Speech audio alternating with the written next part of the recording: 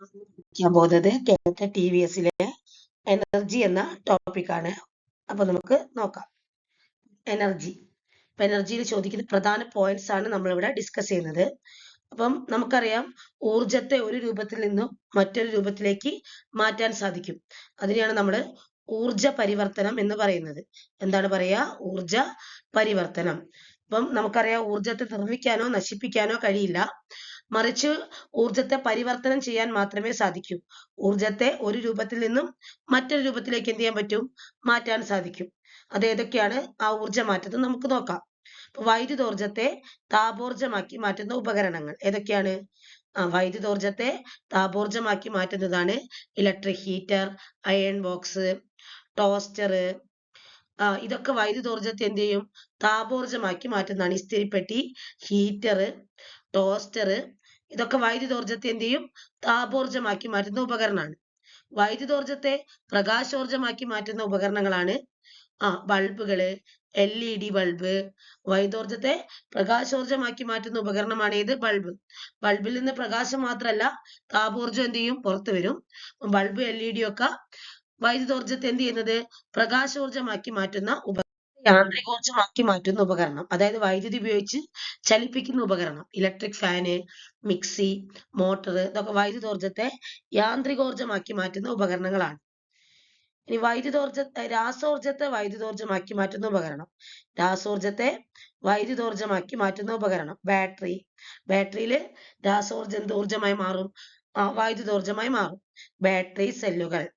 ഇനി തിരിച്ച് നേരത്തെ വൈദ്യുതോർജം യാന്ത്രികോർജമായി. ഇനി യാന്ത്രികോർജത്തെ വൈദ്യുതോർജമാക്കി മാറ്റുന്ന ഉപകരണങ്ങള് ജനറേറ്റർ. ജനറേറ്റർ പ്രവർത്തിപ്പിച്ചിട്ടാണ് വൈദ്യുതി ഉൽപ്പാദിപ്പിക്കുന്നത്. ഇപ്പൊ ജനറേറ്റർ, കാറ്റാടി യന്ത്രങ്ങള്, അല്ലെ, വിൻഡ് ടർബൈൻസ് അല്ലെ, വിൻഡ് മിൽസ് പ്രവർത്തിപ്പിച്ചിട്ടാണ് കാറ്റിൽ നിന്നും വൈദ്യുതി ഉൽപ്പാദിപ്പിക്കുക. അപ്പൊ യാന്ത്രികോർജത്തെ എന്ത് ചെയ്യാ? ചലനത്തെ എന്ത് ചെയ്യാൻ പറ്റും? യാന്ത്രികോർജം എന്ന് പറഞ്ഞാൽ ചലനം മൂലം ലഭിക്കുന്ന ഊർജം അല്ലെ. അപ്പൊ ചലനത്തെ, ഒരു വസ്തു ചലിക്കുമ്പോഴാണ് യാന്ത്രികോർജം ലഭിക്കുക. അപ്പൊ യാന്ത്രികോർജത്തെ എന്താക്കി മാറ്റാം?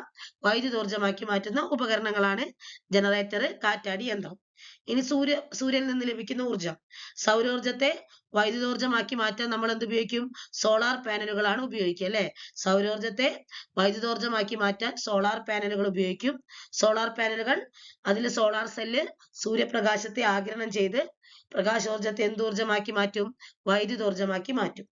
രാസോർജത്തെ യാന്ത്രികോർജമാക്കി മാറ്റുന്ന ഉപകരണങ്ങൾ. രാസോർജത്തെ യാന്ത്രികോർജമാക്കി മാറ്റാം. ഉപകരണമല്ല, പ്രക്രിയ. അത് നമ്മൾ കഴിക്കുന്ന ഭക്ഷണം ശരീരത്തിൽ എന്ത് ചെയ്യും? രാസപ്രവർത്തനം നടന്ന് ഊർജമായി മാറും. അതെന്ത് ചെയ്യും? പേശികളുടെ ചലനത്തിന് എന്ത് ചെയ്യും? സഹായിക്കുന്നുണ്ട്. രാസോർജത്തെ യാന്ത്രികോർജമാക്കി മാറ്റുന്നത് നമ്മൾ കഴിക്കുന്ന ഭക്ഷണം ശരീരത്തിൽ ഊർജമായി മാറി പേശികളുടെ പ്രവർത്തനത്തിന് എന്ത് ചെയ്യും? സഹായിക്കുന്നു. ഇനി പ്രധാന ഊർജ രൂപങ്ങൾ. യാന്ത്രികോർജം എങ്ങനെയാണ്? ചലനം മൂലം ഉണ്ടാകുന്നതാണ്. താപോർജം ചൂട് വഴി ലഭിക്കുന്നതാണ്. വൈദ്യുതോർജം വൈദ്യുതി വഴിയുള്ളതാണ്. രാസോർജം ആഹാരം, ഇന്ധനം എന്നിവയിൽ കാണപ്പെടുന്നതാണ്. ആണവോർജം ന്യൂക്ലിയർ എനർജി ആറ്റങ്ങളിൽ നിന്ന് ലഭിക്കുന്നതാണ് അല്ലെ. ന്യൂക്ലിയർ എനർജി അല്ലാണ്ട് ന്യൂക്ലിയർ ഫ്യൂവൽസ് എന്ന് പറയും. ന്യൂക്ലിയർ എനർജി ഉണ്ട്, ന്യൂക്ലിയർ ഫ്യൂവൽസും ഉണ്ട്. ന്യൂക്ലിയർ ഫ്യൂവൽസ് എവിടെയാണ്? യുറേനിയം, തോറിയം, പ്ലൂട്ടോണിയം, ഇതാണ് ന്യൂക്ലിയർ ഫ്യൂവൽസ്.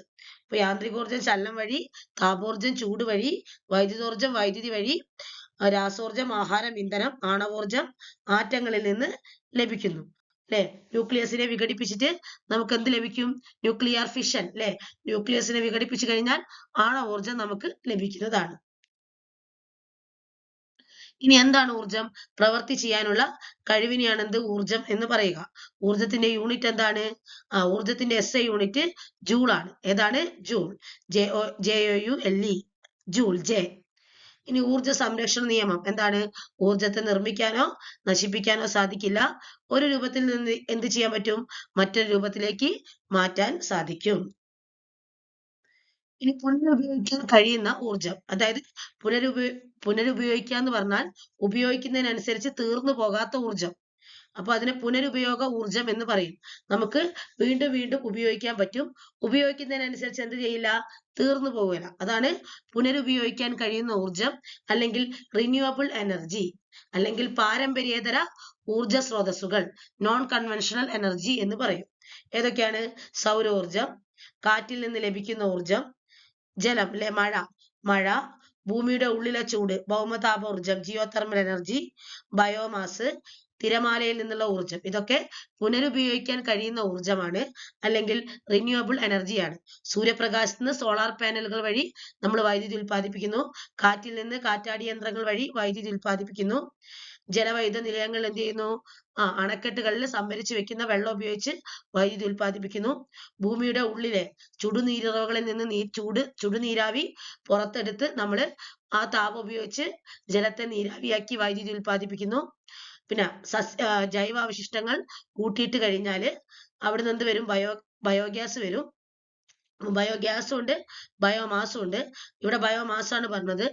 ബയോമാസ് എന്ന് പറഞ്ഞാല് നമ്മുടെ സസ്യങ്ങളുടെ അവശിഷ്ടങ്ങളാണ്, അതായത് സസ്യജന്തുക്കളുടെ അവശിഷ്ടങ്ങൾ, അതായത് ചാണകം, പിന്നെ വിറക്, അതുപോലെ തന്നെ അറക്കപ്പൊടി, പിന്നെ ചാണകവറളി, വൈക്കോല്, ഇതൊക്കെ എന്താണ്? ബയോമാസ്, സസ്യജന്തുജാലങ്ങളുടെ അവശിഷ്ടങ്ങള്. പിന്നെ തിരമാല വേലിയേറ്റ സമയത്തും വേലിയിറക്ക സമയത്തും അല്ലാതെയും തിരമാലയിൽ നിന്ന് എന്ത് ചെയ്യുന്നുണ്ട്? വൈദ്യുതി ഉൽപ്പാദിപ്പിക്കുന്നുണ്ട്. ഇതൊക്കെ പുനരുപയോഗിക്കാൻ കഴിയുന്നതാണ്, ഉപയോഗിച്ചാൽ തീർന്നു പോകില്ല. ഇവരെ എന്ത് പറയും? പാരമ്പര്യേതര ഊർജ്ജ സ്രോതസ്സുകൾ. നമുക്കിപ്പം കിട്ടിയതാണ്, അത് പാരമ്പര്യേതര ഊർജ്ജ സ്രോതസ്സാ, പണ്ട് തൊട്ടേ ഉപയോഗിക്കുന്നതല്ല, ഇപ്പൊ ഉപയോഗിച്ച് തുടങ്ങിയ ഊർജ്ജ സ്രോതസ്സുകളാണ്. ഇവയെ നമ്മൾ ഹരിതോർജം എന്നും പറയും. പ്രകൃതിക്ക് ദോഷമൊന്നുമില്ല, അതുകൊണ്ട് ഇവയെ നമ്മൾ എന്ത് പറയും? ഹരിതോർജം. പുനരുപയോഗിക്കാൻ കഴിയാത്ത ഊർജങ്ങളാണ് പാരമ്പര്യ ഊർജ്ജ സ്രോതസ്സുകൾ, നോൺ റിന്യൂവബിൾ എനർജി. പുനരുപയോഗിക്കാൻ കഴിയാത്ത ഊർജ്ജ സ്രോതസ്സുകളാണ് പാരമ്പര്യ ഊർജ്ജ സ്രോതസ്സുകൾ, നോൺ റിന്യൂവബിൾ എനർജി. അത് ഫോസിൽ ഇന്ധനങ്ങളാണ്. കൽക്കരി, പെട്രോളിയം, ഡീസല്, മണ്ണെണ്ണ, അതുപോലെ തന്നെ പ്രകൃതിവാതകം, LPG, LNG, CNG, അതുപോലെ തന്നെ ആണവ ഇന്ധനങ്ങള്, യുറേനിയം, തോറിയം, പ്ലൂട്ടോണിയം, ഇതൊക്കെ പുനരുപയോഗിക്കാൻ കഴിയാത്ത ഇന്ധനങ്ങളാണ്. ഉപയോഗിക്കുന്നതിനനുസരിച്ച് തീർന്നു പോകും. പണ്ട് തൊട്ടേ ഉപയോഗിക്കുന്നത് കൊണ്ട് ഇവയെ പാരമ്പര്യ ഊർജ്ജ സ്രോതസ്സുകൾ എന്ന് പറയും. കൺവെൻഷണൽ എനർജി റിസോഴ്സസ്, കൽക്കരി, പെട്രോളിയം, ഡീസല്, മണ്ണെണ്ണ, പ്രകൃതിവാതകം, ആണവോർജം, ഇതൊക്കെ എന്താണ്? പുനരുപയോഗിക്കാൻ കഴിയാത്ത ഊർജ്ജ സ്രോതസ്സുകളാണ്. ഈ ന്യൂക്ലിയർ ഫിഷനും ന്യൂക്ലിയർ ഫ്യൂഷനും. ന്യൂക്ലിയർ ഫിഷൻ എന്ന് പറഞ്ഞാല് ആറ്റത്തിന്റെ ന്യൂക്ലിയസ് ഇല്ലേ, ന്യൂക്ലിയർ ഫിഷനും ഉണ്ട്, ന്യൂക്ലിയർ ഫ്യൂഷനും ഉണ്ട്. അപ്പൊ ഒരു സ്ലൈഡ് നമ്മളോട് വിട്ടുപോയിട്ടുണ്ട്, അത് നമ്മൾ ലാസ്റ്റ് പറയുന്നതാണ്. ന്യൂക്ലിയർ ഫിഷൻ എന്ന് പറഞ്ഞാല് ഭാരമേറിയ ന്യൂക്ലിയസുകളെ വിഘടിപ്പിച്ച് ഭാരം കുറഞ്ഞ ന്യൂക്ലിയസുകളാക്കി മാറ്റുമ്പോൾ ഒരുപാട് ഊർജ്ജം എന്ത് ചെയ്യും? പുറത്തു വരും അല്ലെ? ഈ പ്രക്രിയയാണ് ഏത്? Nuclear fission. ഭാരമേറിയ ന്യൂക്ലിയസുകളെ വിഘടിപ്പിച്ച് ഭാരം കുറഞ്ഞ ചെറിയ ന്യൂക്ലിയസുകളാക്കി മാറ്റുമ്പോൾ ഒരുപാട് ഊർജ്ജം പുറത്തു വരും. അതിനെയാണ് നമ്മൾ ന്യൂക്ലിയർ ഫിഷൻ എന്ന് പറയുന്നത്. ന്യൂക്ലിയർ ഫിഷൻ എവിടെയാണ് നടക്കുക? ന്യൂക്ലിയർ റിയാക്ടറുകളിലാണ് ന്യൂക്ലിയർ ഫിഷൻ എന്ത് ചെയ്യുന്നത്? നടക്കുന്നത്. ന്യൂക്ലിയർ ഫിഷന്റെ ഫലമായിട്ട് ധാരാളം ഊർജ്ജം നമുക്ക് ലഭിക്കുന്നുണ്ട്. ആറ്റം ബോംബുകളിലൊക്കെ നടക്കുന്നത് എന്താണ്? ന്യൂക്ലിയർ ഫിഷൻ ആണ്. ന്യൂക്ലിയർ ഫ്യൂഷൻ എന്ന് പറഞ്ഞാല് ഭാരം കുറഞ്ഞ ന്യൂക്ലിയസുകൾ കൂടിച്ചേർന്ന് ഭാരം കൂടിയ ന്യൂക്ലിയസ് ആയി മാറുന്ന പ്രക്രിയയാണ് എന്ത്? Nuclear fusion. സൂര്യനിൽ നടക്കുന്ന എന്താണ്? ന്യൂക്ലിയർ ഫ്യൂഷൻ ആണ്. ഫിഷനേക്കാൾ വലിയ അളവിൽ ഊർജം ഇതിലൂടെ എന്ത് ചെയ്യും? പുറത്തു വരും. അപ്പൊ സൂര്യനിലും നക്ഷത്രങ്ങളിലും നടക്കുന്ന പ്രക്രിയ ഏതാണ്? ന്യൂക്ലിയർ ഫ്യൂഷൻ ആണ്. ഏതാണ്? Nuclear fusion. ഇനി എന്ത് ഫോസിൽ ഇന്ധനങ്ങള്? കോടിക്കണക്കിന് വർഷങ്ങൾക്ക് മുമ്പ് മണ്ണിനടിയിൽ അകപ്പെട്ടു പോയ സസ്യജന്തുജാലങ്ങളുടെ അവശിഷ്ടങ്ങള് മണ്ണിൽ കിടന്ന് ഉന്നത മർദ്ദത്തിലും താപനിലയിലും അഴുകി ചേർന്ന് ഫോസിൽ ഇന്ധനങ്ങളായി രൂപപ്പെടുന്നു. പ്രധാനപ്പെട്ട ഫോസിൽ ഇന്ധനങ്ങൾ ഏതൊക്കെയാണ്? കൽക്കരി, പെട്രോളിയം, ഡീസല്, മണ്ണെണ്ണ, പാരഫിൻ വാക്സ് ഒക്കെയാണ് അല്ലെ? ഇനി കൽക്കരി എങ്ങനെ രൂപപ്പെടുന്നത്? പുരാതന കാലത്ത് ചതുപ്പ് നിലങ്ങളിലെ സസ്യങ്ങൾ മണ്ണിടിഞ്ഞാണ് എന്ത് രൂപപ്പെടുന്നത്? കൽക്കരി രൂപപ്പെട്ടത്. പെട്രോളിയം എങ്ങനെ രൂപപ്പെടുന്നത്? കടലിലെ സൂക്ഷ്മജീവികളും സസ്യങ്ങളും മണലിനും ചളിക്കും അടിയിലായി രൂപപ്പെട്ട് കടലിന്റെ അടിയിൽ രൂപപ്പെടുന്ന ഒരു ദ്രാവക ഇന്ധനമാണ് ഏത്? പെട്രോളിയം. പെട്രോളിയത്തിൽ നിന്ന് നമുക്ക് പെട്രോളിയം ഉൽപ്പന്നങ്ങളായ ഡീസല്, മണ്ണെണ്ണ, jet fuel, paraffin wax, naphtha തുടങ്ങിയ പെട്രോളിയം ഉൽപ്പന്നങ്ങൾ എന്ത് ചെയ്യാൻ പറ്റും? വേർതിരിച്ചെടുക്കാൻ പറ്റും. ഇന്ത്യയിൽ ഏറ്റവും കൂടുതൽ പെട്രോളിയം ഖനനം ചെയ്യുന്നത് മുംബൈ മഹാരാഷ്ട്രയിലാണ്. ഇനി പ്രകൃതിവാതകം പെട്രോളിയം നിക്ഷേപങ്ങൾക്ക് മുകളിലായിട്ടാണ് കാണപ്പെടുന്നത്. നമ്മൾ മണ്ണിന്ന് കുഴിച്ചെടുക്കുന്ന പെട്രോളിയം അല്ലേ, ക്രൂഡ് ഓയില്, ആ ക്രൂഡ് ഓയിലിന്റെ മുകളിലായിട്ടാണ് പ്രകൃതിവാതകങ്ങളായ LPG, LNG, CNG ഇവ നിക്ഷേപിക്കപ്പെടുന്നത്. പെട്രോളിയത്തെ നമ്മള് അല്ലെങ്കിൽ ക്രൂഡ് ഓയിലിന്, പെട്രോളിയം തന്നെയാണ് ക്രൂഡ് ഓയിൽ. ക്രൂഡ് ഓയിലിനെ നമ്മള് ഒഴുകുന്ന സ്വർണം, കറുത്ത സ്വർണം, മിനറൽ ഓയിൽ, ധാതു എണ്ണ എന്നൊക്കെ എന്ത് ചെയ്യുന്നുണ്ട്, പറയുന്നുണ്ട്. ഇനി ഭാവിയുടെ ഇന്ധനമാണ് ഏത്? ഹൈഡ്രജൻ. കത്തുമ്പോൾ ഏറ്റവും കൂടുതൽ താപം പുറത്തുവിടുന്ന ഇന്ധനവും ഏത് തന്നെയാണ്? ഹൈഡ്രജൻ ആണ്. അപ്പൊ കലോറിക മൂല്യം ഏറ്റവും കൂടിയ ഇന്ധനം ഹൈഡ്രജൻ ആണ്. കലോറിക മൂല്യം എന്ന് പറഞ്ഞാൽ കത്തുമ്പോൾ ഏറ്റവും കൂടുതൽ താപോർജം പുറത്തുവിടുന്ന ഇന്ധനമാണ് ഹൈഡ്രജൻ. 1 കിലോ ഇന്ധനം കത്തുമ്പോൾ 1,50,000 കിലോ ജൂൾ എന്ത് ചെയ്യുന്നുണ്ട്? താപം പുറത്തുവിടുന്നുണ്ട്. അപ്പൊ കത്തുമ്പോൾ 1 കിലോ ഇന്ധനം കത്തുമ്പോൾ പുറത്തുവിടുന്ന താപോർജത്തിന്റെ അളവാണ് കലോറിക മൂല്യം. കലോറിക മൂല്യം ഏറ്റവും കൂടിയ ഇന്ധനം ഏതാണ്? ഹൈഡ്രജൻ ആണ്. പിന്നെ നമ്മൾ നേരത്തെ ഒരു സ്ലൈഡ് വിട്ടുപോയിട്ടുണ്ട്.